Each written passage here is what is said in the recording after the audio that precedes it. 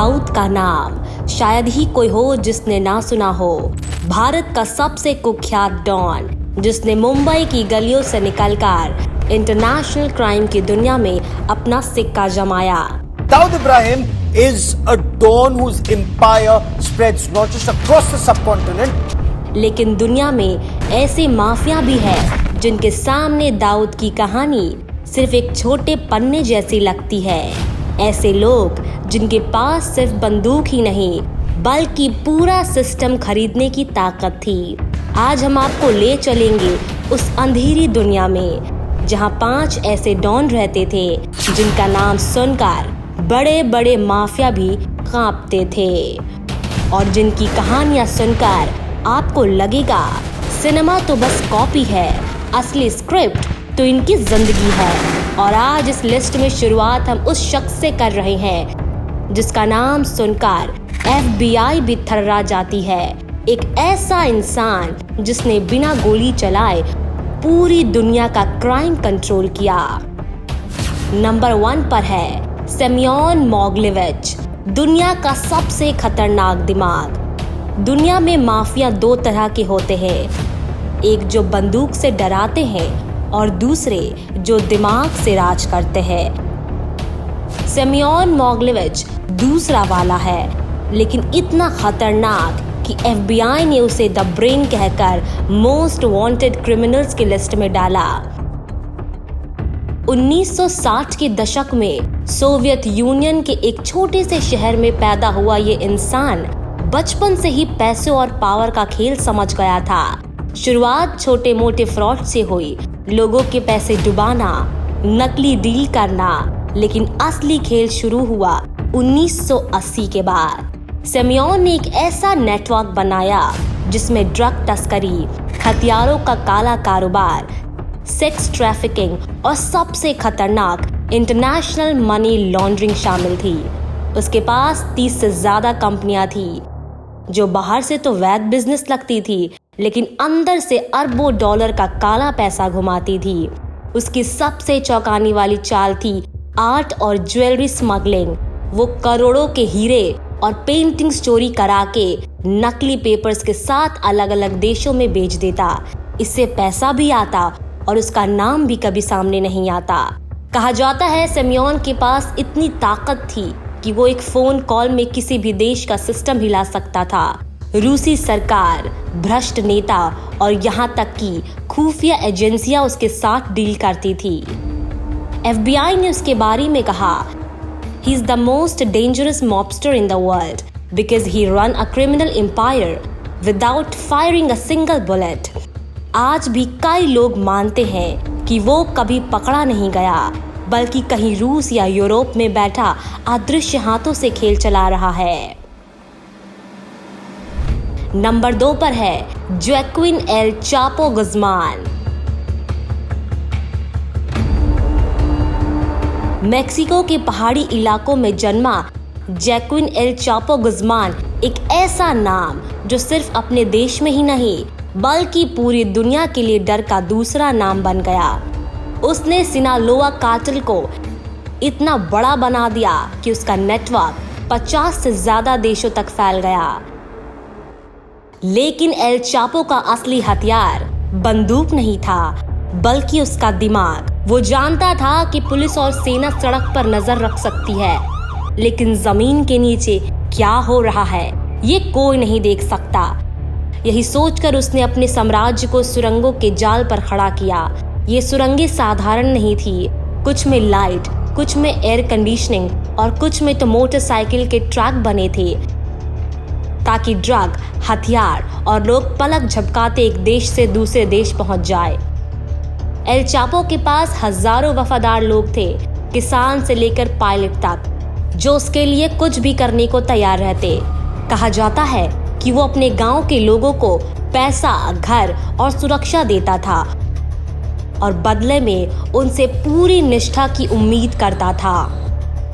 उसके भागने की कहानियां तो अपराध जगत में लेजेंड बन चुकी है। 1993 में पकड़े जाने के बाद वो जेल में भी अपने लिए आलीशान जिंदगी जी रहा था, लेकिन 2001 में एक लॉन्ड्री कार्ट के अंदर छिपकर वहां से भाग निकला। जब उसे फिर गिरफ्तार किया गया तो उसने 1.5 किलोमीटर लंबी भूमिगत सुरंग बनवाकर जेल से फरार होने का कारनामा कर दिखाया। इस सुरंग में बिजली, हवा और मोटरसाइकिल तक का इंतजाम था, यानी किसी फिल्म का सीन हकीकत में उतर आया था। अमेरिका ने उसे पकड़ने के लिए $50 लाख का इनाम रखा और मैक्सिको सरकार ने भी सैकड़ों पुलिस और सेना के जवान उसके पीछे लगाए। लेकिन एल चापो के नेटवर्क की जड़ी इतनी गहरी थी कि उसे पकड़ना बार बार असंभव लगता था। 2016 में आखिरकार उसे गिरफ्तार किया गया और अमेरिका भेजा गया, जहां उसे आजीवन कारावास की सजा मिली। लेकिन आज भी माफिया जगत में एल चापो का नाम उसी डर और सम्मान के साथ लिया जाता है, क्योंकि वो सिर्फ ड्रग लॉर्ड नहीं था, वो था जमीन के नीचे का बादशाह।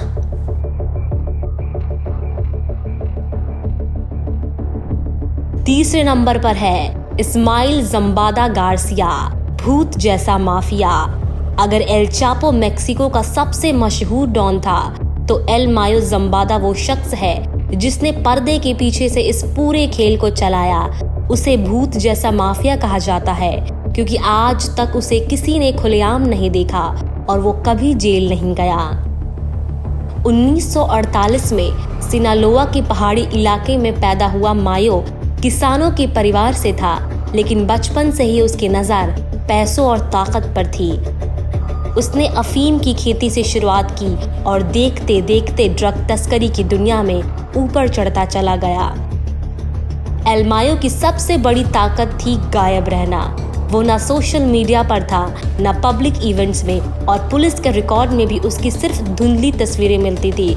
लेकिन उसका नेटवर्क अमेरिका, यूरोप और एशिया तक फैला था। एल मायो ने सिनालोआ कार्टेल को सिर्फ ड्रग तस्करी का बिजनेस नहीं, बल्कि एक मल्टीनेशनल क्राइम कॉर्पोरेशन बना दिया।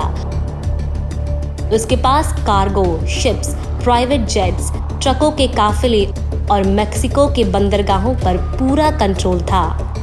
उसकी एक मशहूर चाल ये थी कि वो ड्रग शिपमेंट को वैध कार्गो में छिपाकर भेजता था, कभी फलों के कंटेनर में, कभी सीमेंट की बोरियों में और कभी तो मछलियों के बीच बर्फ में दबाकर। एल चापो की गिरफ्तारी के बाद एल मायो ही सिनालोआ कार्टेल का असली मुखिया बना।